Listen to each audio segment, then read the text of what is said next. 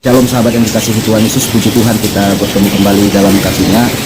Kali ini kita akan melihat kesaksian dari 5 orang ustadz yang diduga kesaksiannya adalah tipu-tipu alias bohong-bohongan. Video ini saya temukan dari seorang mualaf yang menceritakan betapa bangganya dia ada 5 ustadz yang alumni Vatikan. Jadi tidak sembarangan sahabat, katanya 1, 2, 3 sampai 5 ya. Itu semua adalah ustadz-ustadz atau ulama-ulama yang tidak sembarangan, luar biasa kata dia, karena semuanya alumni Vatikan.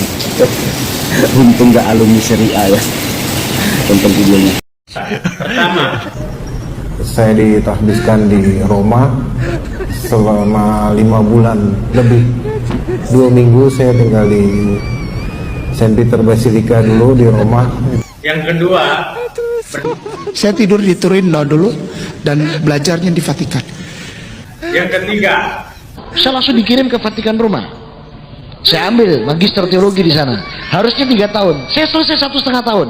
Untuk ketiga kalinya saya mohon maaf kalau saya cerdas.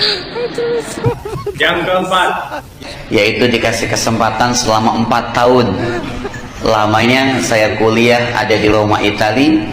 yang kelima, Nama lahir saya T. Bansui. Ketiga di Vatikan, keempat di Jerman, kelima di Australia.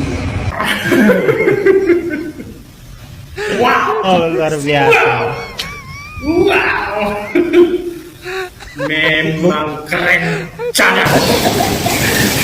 Ya sahabat ya, semuanya itu alumni Vatikan sahabat. Aduh, saya tidak berhenti tertawa ketika melihat video ini. 10 kali saya tonton video ini sahabat, selalu saya tertawa terpingkal-pingkal betapa mereka percaya ya dengan kesaksian para ustadz odong-odong ini. Saya yakin mereka ini adalah pendusta sahabat, bohong itu sahabat. Mana mungkin mereka itu alumni Vatikan.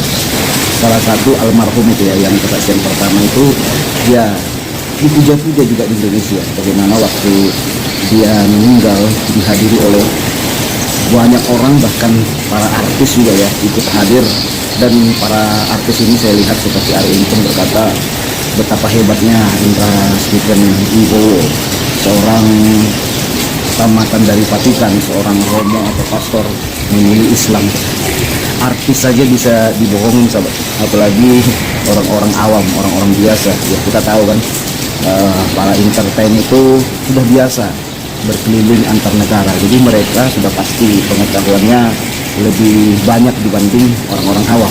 Nah, orang yang sudah biasa berkeliling ke luar negeri, bisa saja para artis itu sudah ke Italia gitu ya, masih tidak melek namanya kejujuran. Itulah sahabat yang terkasih. Dan ada banyak lagi sebenarnya ulama atau ustadz yang mengaku alumni Vatikan, tamatan Vatikan. Ada satu lagi tuh yang ngomong Yesenia itu ya, itu belum masuk saya lihat yang ngomong Yesenia katanya. Itu katanya alumni Vatikan, cuma 2 tahun sudah S2 kan. Itu terkenal sekali. Ada lagi siapa itu yang agak gondrong itu ya, itu kan alumni Vatikan juga ya, seorang mualaf itu katanya, tapi tidak dimasukkan dalam 5 video ini ya. Mungkin 5 video ini adalah ulama-ulama terkenal ya. Contoh Kainama yang diangkat menjadi seorang pedebat Islam, diberi penghargaan oleh MUI sebagai pedebat Islam terbaik gitu. Jadi Kainama pernah dikasih penghargaan tinggi oleh MUI karena kesaksiannya sahabat. Padahal tipu-tipu sahabat, karena dia sendiri yang mengatakan saya tidak sekolah ya. Bahkan ada video ya saya upload beberapa hari yang lalu, bagaimana kesaksian Kainama dibongkar sendiri oleh sahabatnya, oleh keluarganya yang mengenal dia, bahwa dia dulunya bukanlah seorang pendeta, apalagi seorang alumni atau pastor Romo tamatan Vatikan. Gimana tamatan Vatikan tapi ngaku pendeta di GPIB? Itu kan Kainama kan, alumni Vatikan tetapi pendetanya itu di GPIB. Seharusnya dia jadi Romo dan jadi pastor gitu ya. Ya sama seperti Stephen Indrayiwowo almarhum juga kan berkata bahwa mamanya adalah seorang pendiri gereja Tiberias, bapaknya Romo, dan dia pun jadi Romo. Kan itu tidak masuk akal sama Romo kok menikah punya istri dari Tiberias pula, gereja Tiberias Indonesia GTI. Menurut saya kebohongan-kebohongan begini anak sekolah minggu pun tahu bahwa itu bohong-bohong, tetapi kok bisa ya umat itu banyak percaya bahkan membela orang-orang yang seperti yang jelas-jelas berbohong sama. Itulah kasihan kita sobat, jujur saya kasihan sekali mereka habis dibohong-bohongi oleh orang-orang yang punya kepentingan atau kita nggak tahu ya apa maksud mereka melakukan begitu, masuk ke wadah muslim, ke wadah Islam untuk melakukan itu. Saya curiga jangan-jangan mereka penginjil terselubung saja. Ya bisa saja kan penginjil terselubung ya, lalu ingin merusak Islam dari dalam. Ini menurut pandangan saya, karena dengan kesaksian-kesaksian konyol bohong-bohongan yang sangat jelas sekali itu bahwa itu bohong saja disampaikan begitu ya, dan saya nggak tahu apa tujuan mereka melakukan itu sehingga nama Islam jadi jelek. Gitu kan nama Islam jadi jelek sahabat, seakan-akan para ulama dan ustadz itu dan para mualaf itu suka tipu-tipu gitu. Nah gitu sahabat yang terkasih, jadi mungkin ya mereka adalah penginjil terselubung, saya curigai, sama seperti Yahya Waloni juga ya.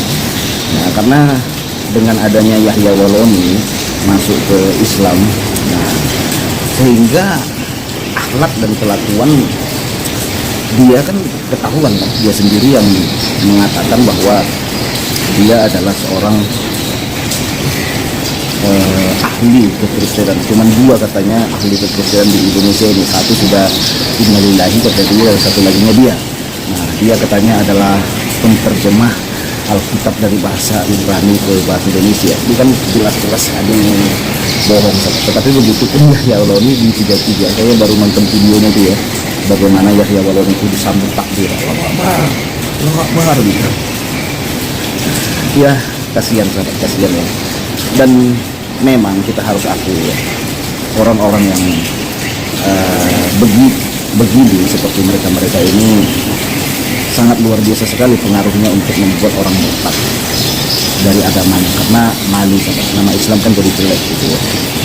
Nah kedua, mungkin saja ada para mualaf-mualaf, tetapi mereka biasanya yang terkena disiplin dari gereja, dia melakukan pelanggaran lah. Kalau di gereja itu kan ketat kok, namanya mau kawin lagi itu kan jelas di gereja nggak boleh kan, itu sudah pasti pendetanya dipecat. Ketahuan korupsi atau ketahuan melanggar peraturan lalu lintas gitu ya, seperti juga saya itu pernah ada pendeta dicopot dari jabatannya karena dilihat oleh pendeta pembina di jalan dia tidak pakai helm, tidak pakai spion, lalu dipanggil dia tidak terima, akhirnya dicopot jabatannya. Itu pernah kejadian di gereja raya. Jadi Kristen itu sudah pasti menjadi pelaku-pelaku firman Tuhan. Tidak bisa kita ngomong, oh saya hafal ini tapi tidak melakukan, itu bohong sobat. Karena kekristenan adalah bagaimana Anda menjadi pelaku-pelaku firman. Oke sahabat, itulah video yang sangat lucu pada hari ini. Tuhan Yesus memberkati kita semua sekalian.